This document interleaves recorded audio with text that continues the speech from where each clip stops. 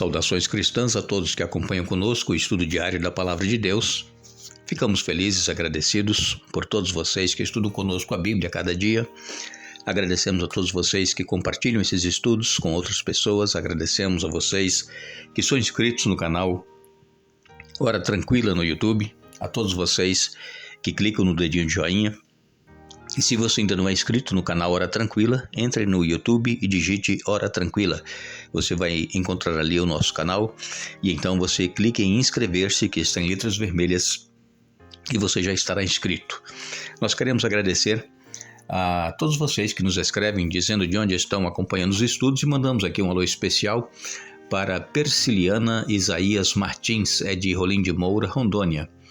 Maria Aparecida é de Itabocas, do Brejo Velho, na Bahia. Bira Dias é de Itapevi, São Paulo. Maria Cleci Aires é de Candiota, no Rio Grande do Sul. Ivani Souza é de Ponta Grossa, no Paraná. Jacira Lage é do Rio de Janeiro. E todos os demais que nos escrevem, nós agradecemos e mandaremos sempre um alô para vocês. Iremos orar. Pai nosso que estás nos céus, te damos graças pela vida.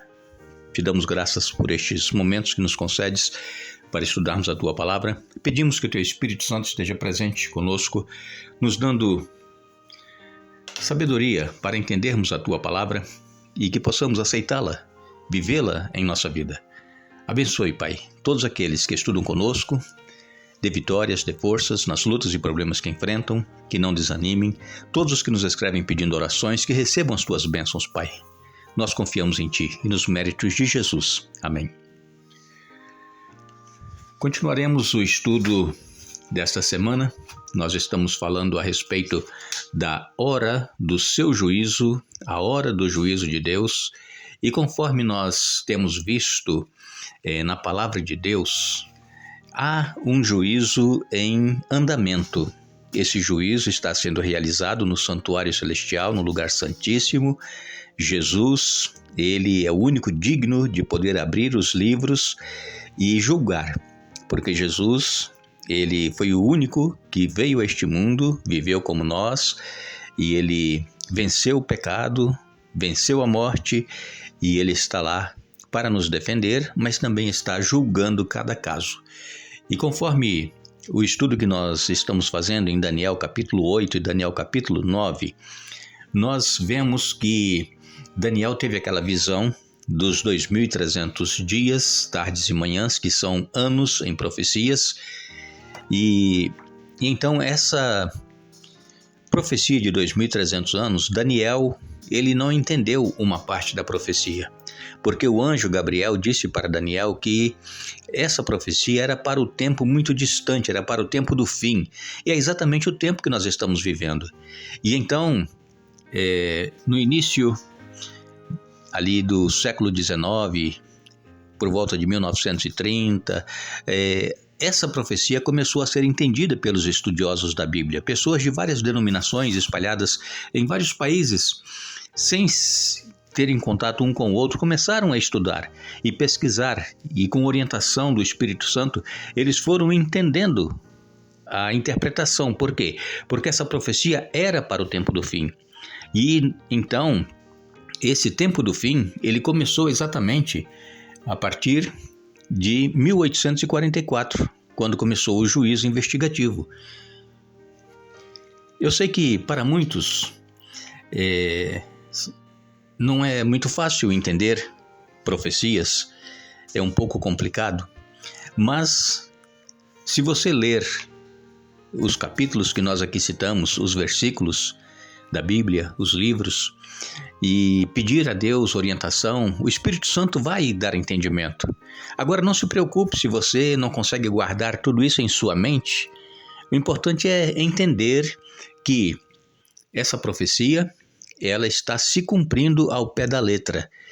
E vamos hoje falar um pouquinho a respeito de Jesus, o Messias, que morreu por cada ser humano. Quando nós ontem lemos Daniel no capítulo 9, o anjo Gabriel, ele explicou que o ponto de partida para a profecia das 70 semanas que estão incluídas nesses 2.300 anos seria um evento muito importante para Daniel e também para os judeus. A ordem para restaurar e também para reconstruir Jerusalém, ali começaria a contar estes 2.300 anos e também as 70 semanas.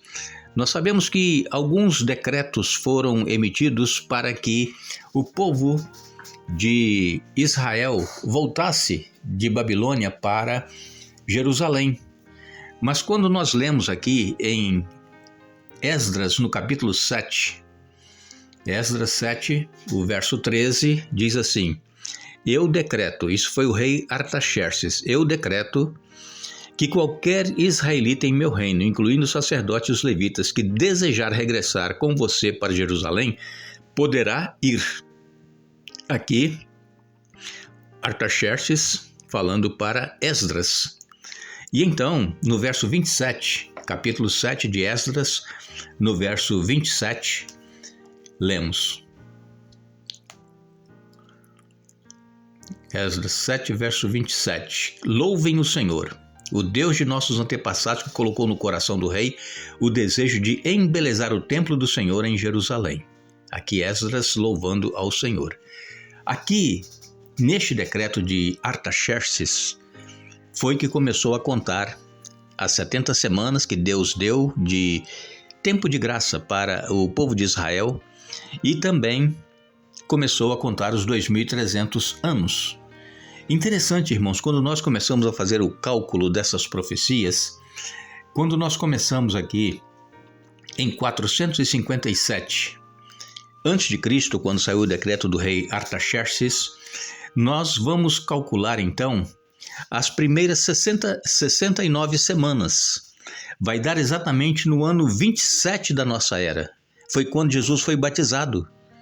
Então, aqui em Mateus capítulo 3, no versos 13 a 17, nós encontramos ali o batismo de Jesus por João Batista.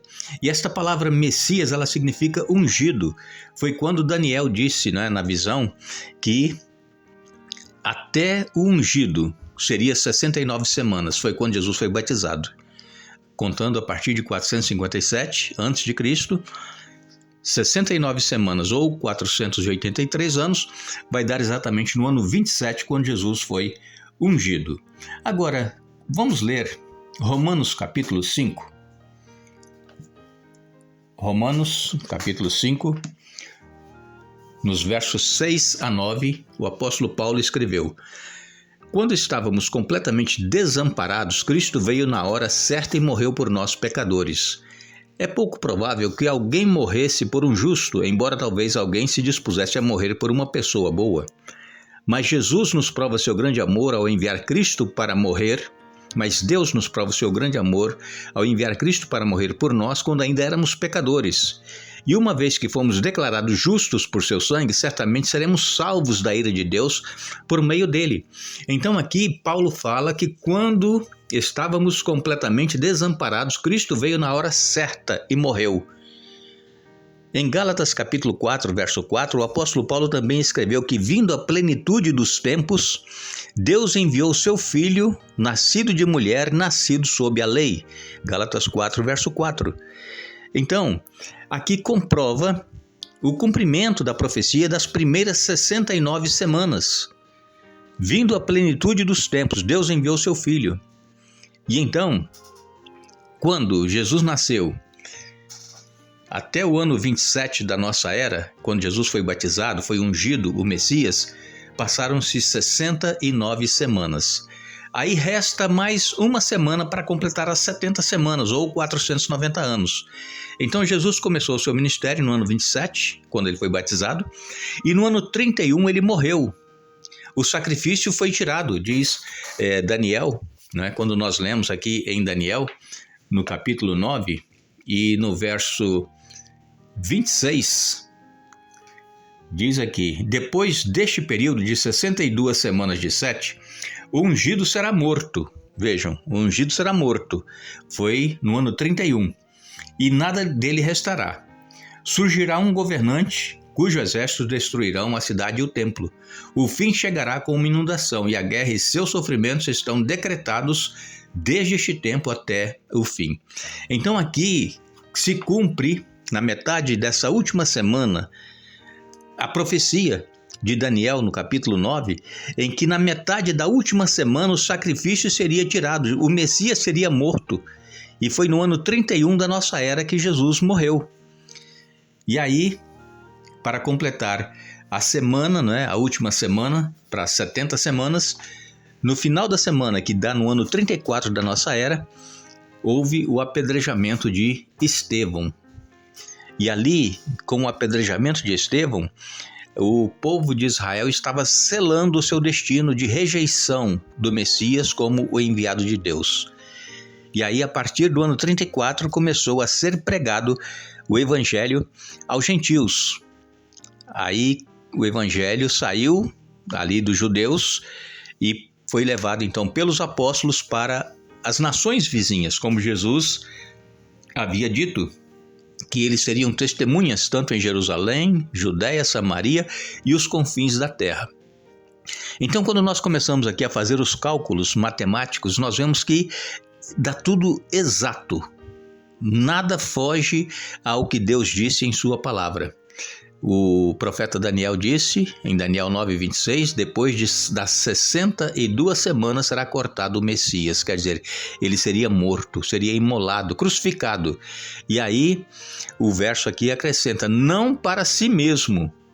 Em outras palavras, a morte de Cristo na cruz não foi para ele, não foi para Jesus. A morte de Cristo foi por nós, foi para nos salvar. Então, por isso que Paulo escreveu aqui em Romanos 5, verso 8, Deus prova o seu próprio amor para conosco pelo fato de Cristo ter morrido por nós quando nós ainda éramos pecadores. Então, aqui está a prova do amor de Deus. E cumprindo exatamente a profecia, as primeiras 70 semanas daqueles 2.300 anos.